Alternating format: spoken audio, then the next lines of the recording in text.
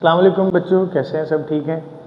हम 10th chemistry start करने वाले हैं और आज हम इसका पढ़ेंगे चैप्टर नंबर 1। इस चैप्टर के अंदर हम पढ़ने वाले हैं फिजिकल स्टेट्स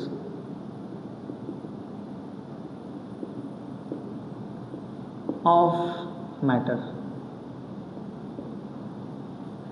इसके साथ साथ हम इनकी इंटरकन्वर्जेंस भी देखेंगे।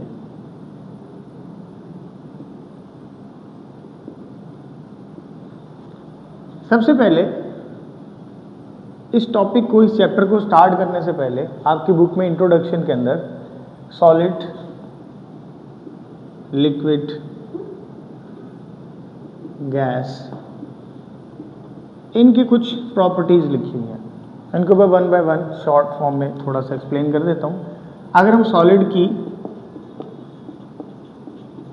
इंटर मॉलिक्यूलर फोर्सेस की बात करें, वो वाली फोर्सेस जो दो मॉलिक्यूल्स के दरमियान होगी, हम कहते हैं सॉलिड्स के दरमियान इंटर मॉलिक्यूलर फोर्सेस बहुत स्ट्रांग होती हैं। इतनी स्ट्रांग कि मॉलिक्यूल एक दूसरे के साथ टाइटली पैक्ड हो जाते हैं। तो हम कहते हैं सॉलिड के अंदर जो मॉलिक्यूल्स हैं दे आर टाइटली पैक्ड। अगर टाइटली पैक्ड है it's mean they have the stronger intermolecular forces, बल्कि हम कहेंगे स्ट्रॉन्गेस्ट। क्यों? क्योंकि जो लिक्विड के मॉलिक्यूल्स हैं इनके अंदर intermolecular forces as compare to solid थोड़ी सी वीक होती हैं और गैस के अंदर और भी वीक हो जाती है। तो इसको हम कह देते हैं वीकेस्ट, सबसे वीक होती हैं, और इसको हम कह देते हैं इसके अंदर स्ट्रॉन्गर। और जो लिक्विड है इसके अंदर जो इंटरमॉलिक्यूलर फोर्सेस हैं वो गैस और सॉलिड दोनों के दरमियान में होती हैं। Mean we have the intermolecular forces of liquids are between solids and gases. ठीक, तो ये चीज़ आपने देखनी है। अच्छा, इंटरमॉलिक्यूलर फोर्स से हमें क्या पता चलेगा? इंटरमॉलिक्यूलर फोर्स हमें ये पता चलता है कि इनके जो मॉलिक्यूल्स हैं उनकी मूवमेंट किस तरह की होती है। अगर हम सॉलिड के मॉलिक्यूल्स की बात करें तो ये क्लोजली पैक्ड हैं।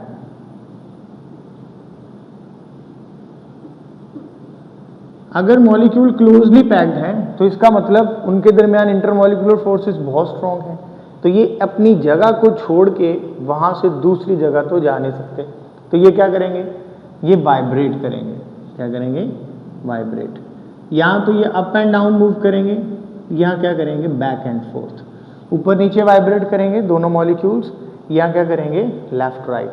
तो इनके अंदर जस्ट वाइब्रेशंस होती हैं। उसके बाद फौरन से ये क्या करते हैं, जब इनके अंदर से टेम्परेचर खत्म हो जाता है, यानी इनकी एनर्जी खत्म हो जाती है, तो हम कहते हैं कि मॉलिक्यूल्स क्या करेंगे? एक दूसरे के करीब करीब आ जाएंगे। तो जब इनको हीट प्रोवाइड की जाती है, वैसे अगर इनके अंदर मूवमेंट्स की बात करें तो इनके अंदर कौन सी मोशन होती है? Vibrational motion.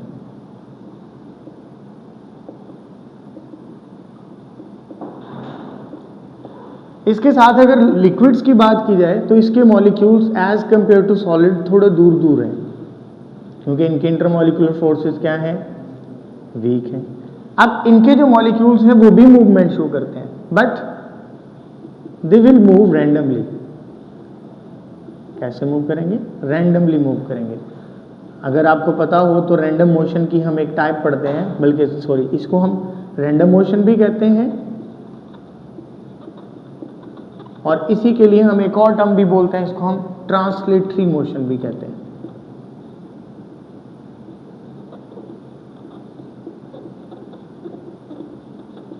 क्लियर? तो हम कहते हैं लिक्विड के मॉलिक्यूल्स के अंदर कौन सी टाइप की मोशन होती है? Translatory motion. सॉलिड्स के अंदर कौन सी मोशन होती है? Vibrational motion. इसको रैंडम मोशन भी कह सकते हैं। इसी तरह अगर हम गैस की बात करें तो गैस के मॉलिक्यूल तो बहुत दूर होते हैं। एक गैस का मॉलिक्यूल यहाँ पर है तो दूसरा गैस का मॉलिक्यूल यहाँ पर है। ये जस्ट मैं सपोज करके कह रहा हूँ। वैसे एक मॉलिक्यूल दूसरे मॉलिक्यूल से तकरीबन 300 टाइम्स अवे होता है। एक मॉलिक्यूल दूसरे मॉलिक्यूल से 300 गुना दूरी पर है। तो इतना एक मॉलिक्यूल दूर है दूसरे से, तो दरमियान में तो बहुत ज़्यादा गैप आ जाएगा। तो हम कहते हैं इनके जो मॉलिक्यूल्स होते हैं उनके दरमियान गैप्स बहुत सारे होते हैं, शूट करके जा रहे हैं। तो हम कहते हैं क्या होगा, इनके मॉलिक्यूल्स के दरमियान इंटरमॉलिक्यूलर फोर्सेस वीक हैं, बट इनके अंदर जब मोशन की बात करेंगे तो उसको भी हम क्या कहेंगे, रैंडम मोशन। रैंडम मोशन जो है ये भी किसकी टाइप है, ये भी ट्रांसलेटरी मोशन की ही एक टाइप है, तो हम कहते हैं ये भी क्या होते हैं, ट्रांसलेटरी मोशन। क्लियर है? तो ये आपने इंटरमॉलिक्यूलर फोर्स की बेस पे एक तो ये चीज देख ली। उसके बाद हम इंटरमॉलिक्यूलर फोर्स से ही एक और कॉन्सेप्ट निकालते हैं, हम कहते हैं इनकी डेंसिटी का क्या रोल प्ले होता है। तो अगर हम डेंसिटी की बात करें तो जो सॉलिड मॉलिक्यूल्स हैं, क्योंकि इनके दरमियान इंटरमॉलिक्यूलर फोर्स स्ट्रांग है, स्ट्रांग होने की वजह से इनकी क्लोज पैकिंग होगी। अगर हम डेंसिटी का फार्मूला देखें तो डेंसिटी होती है मास डिवाइडेड बाय वॉल्यूम। अगर वॉल्यूम की बात करें तो इनका वॉल्यूम क्या होगा, बहुत कम। बहुत सारे मॉलिक्यूल हैं लेकिन सारे क्या है, एक ही जगह पर कंप्रेस हो जाते हैं। जब सारे मॉलिक्यूल एक जगह पे कंप्रेस होंगे तो वॉल्यूम क्या हो जाएगा, कम, और डेंसिटी क्या हो जाएगी, इंक्रीज। तो हम कहते हैं इनकी डेंसिटी क्या होती है, हाईएस्ट डेंसिटी होती है as compare to liquid and gases. अगर लिक्विड की बात करें तो लिक्विड के अंदर हम देखें तो इनकी density as compare to solid थोड़ी सी कम होती है। क्लियर? और गैसेस की डेंसिटी तो लोएस्ट होगी, क्योंकि गैस जितना वॉल्यूम मिलेगा उतना ही ऑक्यूपाई कर लेगी, इनका वॉल्यूम बढ़ेगा, वॉल्यूम बढ़ेगा तो डेंसिटी क्या हो जाएगी, कम हो जाएगी। हम कहेंगे इन दोनों का आपस में क्या रिलेशन है, इनवर्स रिलेशन या inversely proportional to each other. तो ये बेसिक चीजें हैं, ये आपने देख लेनी है। इसके अलावा आपको जब रीड आउट करेंगे तो दो चीजें और मिलेंगी। हम कहेंगे गैस के जो मॉलिक्यूल्स हैं इनकी स्पेसिफिक शेप नहीं होती, लिक्विड के मॉलिक्यूल्स की स्पेसिफिक शेप होती है लेकिन इनका वॉल्यूम स्पेसिफिक नहीं होता। सॉरी, वॉल्यूम भी स्पेसिफिक होता है, गैस का वॉल्यूम स्पेसिफिक नहीं होता। अगर सॉलिड की बात करें इनकी स्पेस भी स्पेसिफिक है, इनका क्या है जो है वो हम कहते हैं वॉल्यूम भी स्पेसिफिक है। लिक्विड के अंदर क्या होता है, इनकी शेप स्पेसिफिक नहीं होती। जैसे आपके पास एक बोतल है वाटर की, तो हम क्या करते हैं उस बोतल को, जब वाटर उस बोतल के अंदर है तो हम कहते हैं उसकी शेप किस तरह की है, बोतल की तरह की। लेकिन अगर हम उसी वाटर को किसी ग्लास में कन्वर्ट कर देते हैं तो उसकी शेप किस तरह की हो जाएगी, ग्लास की तरह की। क्लियर? लेकिन इसका वॉल्यूम जो है वो स्पेसिफिक रहेगा। अगर यहाँ पर 1 लीटर है तो आप अगर बोतल को 4 ग्लासों में भी डाल देते हो, 5 ग्लासों में भी डाल देते हो, लेकिन उसका वॉल्यूम क्या रहेगा, सेम रहेगा, वो 1 लीटर ही बोतल रहेगी। लेकिन गैस का वॉल्यूम और शेप दोनों ही क्या होते हैं, नॉन स्पेसिफिक, कोई एक स्पेसिफिक क्वांटिटी नहीं शो करते। अगर आप जिस कंटेनर में लेके जाओगे अब वो जितना वॉल्यूम मिलेगा उतना ऑक्यूपाई कर लेगी, जिस कंटेनर में क्लोज करोगे उस जैसी वो शेप जो है उसको ऑक्यूपाई करेगी। तो ये हमारे पास जो था ये सिंपल इनकी प्रॉपर्टीज थी, ये आपने इंट्रोडक्शन के अंदर सारी देखनी है। दूसरी जो मेन चीज हम पहले चैप्टर में पढ़ेंगे वो है इंटरनल एनर्जी।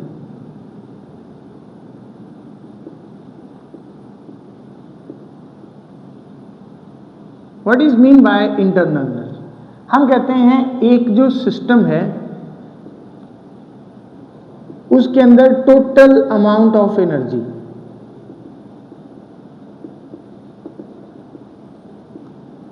इसको हम क्या नाम देते हैं, इंटरनल एनर्जी का नाम देंगे। एक सिस्टम के अंदर या एक लिक्विड के अंदर, सॉलिड के अंदर जितने भी उसकी टोटल अमाउंट ऑफ एनर्जी है उसको हम क्या नाम देते हैं, इंटरनल एनर्जी। अब ये इंटरनल एनर्जी निकलती कैसे है, हम कहते हैं लेट्स सपोज एक सॉलिड है तो उस सॉलिड के पार्टिकल्स हैं।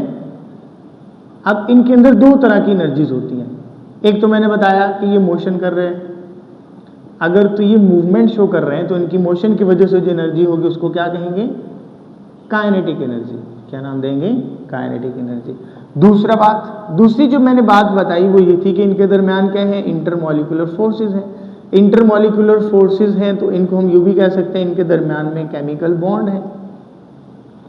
तो केमिकल बॉन्ड्स या इंटरमॉलिक्यूलर फोर्सेस जो इनको आपस में जोड़ के रखे हुए हैं उनके अंदर भी तो अमाउंट ऑफ एनर्जी प्रेजेंट है। उस एनर्जी को हम कहते हैं वो क्या है, पोटेंशियल एनर्जी।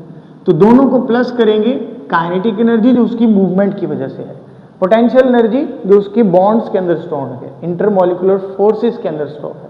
उन सारी एनर्जीज को मिला के हम क्या नाम देते हैं? It is known as internal energy. Clear? तो ये आपने एक चीज याद करनी है, इंटरनल एनर्जी क्या होती है। इंटरनल एनर्जी किसी भी सिस्टम के अंदर या किसी भी आप कह लो सॉलिड, लिक्विड, गैस, इनके अंदर जो टोटल अमाउंट ऑफ एनर्जी है उसको हम क्या नाम देंगे? इंटरनल एनर्जी का नाम देंगे। क्लियर? अच्छा, आपको एक ना नीचे से एक क्विक क्विज मिलेगा, उसके अंदर आपसे एक क्वेश्चन पूछा हुआ है कि ट्रांसलेशनल मोशन क्या होती है, उसके बारे में थोड़ा आइडिया दें। तो ट्रांसलेशन मोशन की अगर हम फिजिक्स की तरह से डेफिनेशन देखें तो हम कहते हैं अगर कोई बॉडी लाइन में मूव करती है या without any rotation, without any rotation, the motion without any rotation, किसी भी बॉडी की मोशन रोटेशन किए बगैर। रोटेशन क्या होती है? किसी भी चीज का अपने ही गिर्द घूमना, जैसे फैन जो है वो अपने गिर्द घूमता है, मार्कर जो है ये अपने ही गिर्द रोटेट करता है। लेकिन सर्कल में अगर कोई बॉडी घूमेगी तो उसको हम क्या कहेंगे? वो ट्रांसलेटरी मोशन नहीं है, क्योंकि वो रोटेट नहीं कर रही। आप सिंपल यूं कह लें कि अगर बॉडी अपने ही गिर्द घूम रही है तो वो पॉइंट जिसके गिर्द ये रोटेट कर रही है वो इसके अंदर ही कहीं पे पॉइंट है। जैसे फैन है तो उसका जो एक्सल है वो उसके अंदर है, उसके गिर्द वो बॉडी घूम रही होती है। इस तरह इसके अंदर भी एक इमेजिनरी लाइन है जो हमें नजर तो नहीं आ रही, तो हम कहेंगे वो वाला जो है, वो वाला जो पॉइंट है उसको हम क्या नाम देंगे? Axis of rotation. तो इसका एक्सिस ऑफ रोटेशन जो है वो बॉडी के अंदर होता है जब बॉडी रोटेट कर रही है। बट यहां पर हम कहेंगे ट्रांसलेटरी मोशन विदाउट रोटेशन है, मतलब ये कोई बॉडी स्ट्रेट लाइन में मूव कर सकती है, या कोई बॉडी सर्कल में मूव कर रही है, या कोई बॉडी रैंडमली मूव कर रही है।